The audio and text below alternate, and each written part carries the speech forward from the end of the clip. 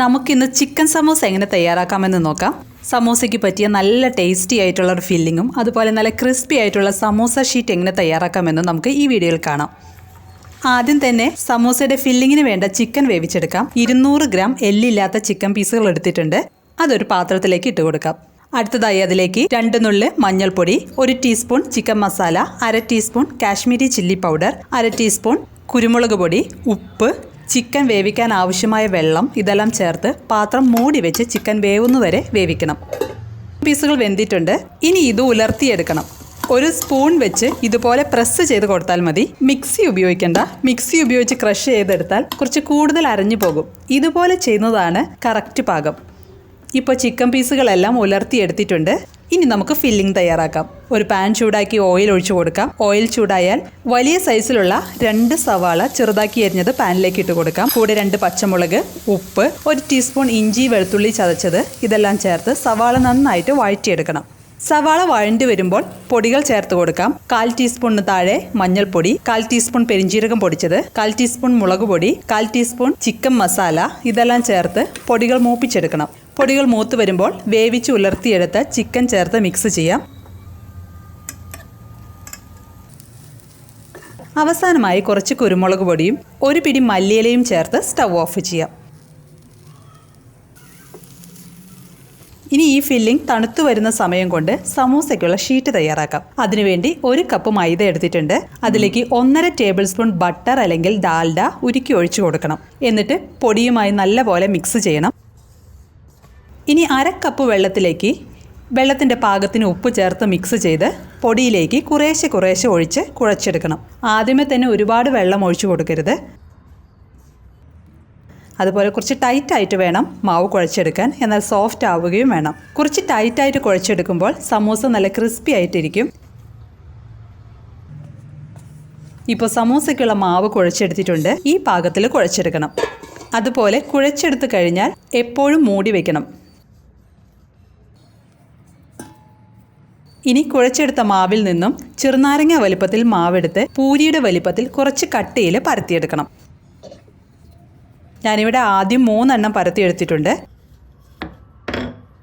ഇനി പരത്തിയതിൽ നിന്നും ഒരെണ്ണം എടുത്ത് അതിൻ്റെ മുകളിൽ ഓയിൽ ബ്രഷ് ചെയ്യണം. അത്യാവശ്യം ഓയിൽ ബ്രഷ് ചെയ്ത് കൊടുക്കണം കേട്ടോ. എന്നാലേ ഓരോ ലെയറായിട്ട് നമുക്ക് അടർത്തിയെടുക്കാൻ പറ്റൂ.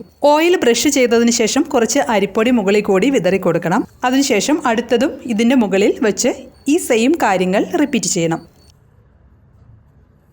ആദ്യം ഓയിൽ ബ്രഷ് ചെയ്യണം. അതിനുശേഷം അരിപ്പൊടി തൂക്കിക്കൊടുക്കാം. ഇതുപോലെ 3 എണ്ണം വെച്ച് കൊടുക്കുന്നുണ്ട്. ആദ്യമായിട്ട് ചെയ്യുന്നവരൊക്കെ 2 എണ്ണം വെച്ച് ചെയ്താൽ മതി. കൂടുതൽ എക്സ്പെർട്ട് ആയാൽ 4-5 ഒക്കെ അടുക്കി വെച്ച് നമുക്ക് പരത്തിയെടുക്കാൻ പറ്റും. ഇനി കൗണ്ടർ ടോപ്പിൽ പൊടി തൂകി പരത്തിയെടുക്കണം. പരത്തിയെടുക്കുന്നതിന് മുമ്പ് 3 എണ്ണം ഒരേ ലെവലാക്കി അടുക്കി വെച്ചിട്ട് വേണം പരത്തിയെടുക്കാൻ.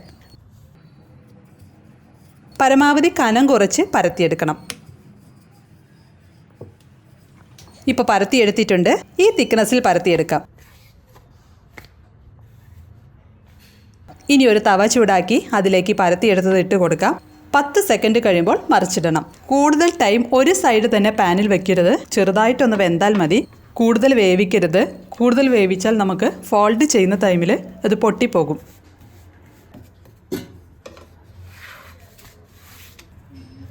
ഇനി ഓരോ ലെയറായിട്ട് നമുക്ക് അടർത്തിയെടുക്കാം. ആദ്യത്തെ ലെയർ അടർത്തിയെടുത്തിട്ടുണ്ട്. ഇനി മറിച്ചിട്ട് അടുത്ത ലെയറും അടർത്തിയെടുക്കാം.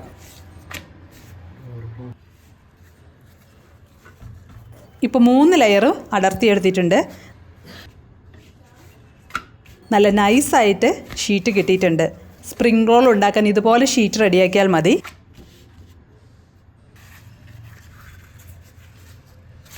ഇനി ഓരോ ഷീറ്റ് എടുത്ത് 2 സൈഡും ഒന്ന് കട്ട് ചെയ്തെടുക്കണം.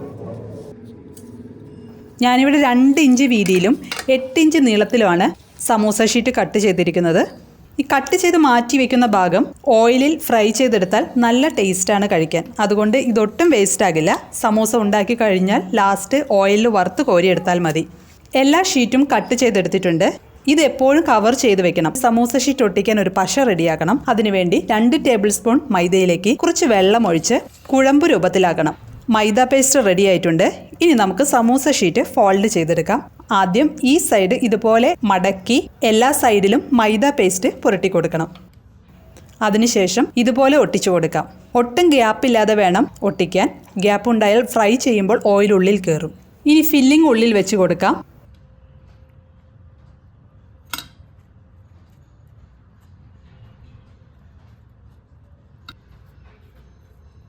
അതിനുശേഷം ഇതുപോലെ ഫോൾഡ് ചെയ്തെടുക്കാം.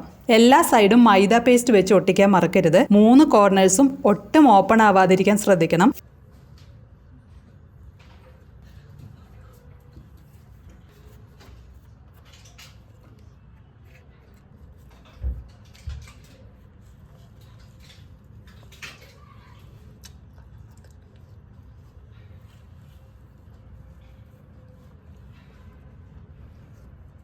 ഫില്ലിംഗ് സമൂസയുടെ ഉള്ളിൽ വെച്ച് ഫോൾഡ് ചെയ്തെടുത്തിട്ടുണ്ട്. ഇതുപോലെ എല്ലാം റെഡിയാക്കിയെടുക്കാം. അടുത്തതായി സമൂസ ഫ്രൈ ചെയ്തെടുക്കാം. ചൂടായി കിടക്കുന്ന ഓയിലിലേക്ക് ഓരോ സമൂസ ഇട്ട് കൊടുത്ത് തിരിച്ചും മറിച്ചും ഇട്ട് ഫ്രൈ ചെയ്തെടുക്കാം.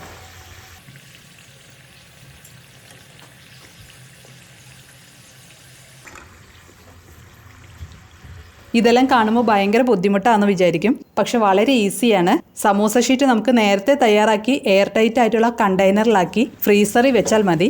സമൂസ തയ്യാറാക്കുന്നതിന് അരമണിക്കൂർ മുമ്പ് എടുത്ത് പുറത്ത് വെച്ചാൽ മതി. ഒരു കാര്യം പ്രത്യേകം ശ്രദ്ധിക്കണം, സമൂസ ഷീറ്റ് കുറേ നേരം തുറന്നു വെക്കരുത്. അത് പെട്ടെന്ന് ഡ്രൈ ആയി പോകും. അങ്ങനെ വന്നാൽ ഫോൾഡ് ചെയ്യാൻ പറ്റില്ല.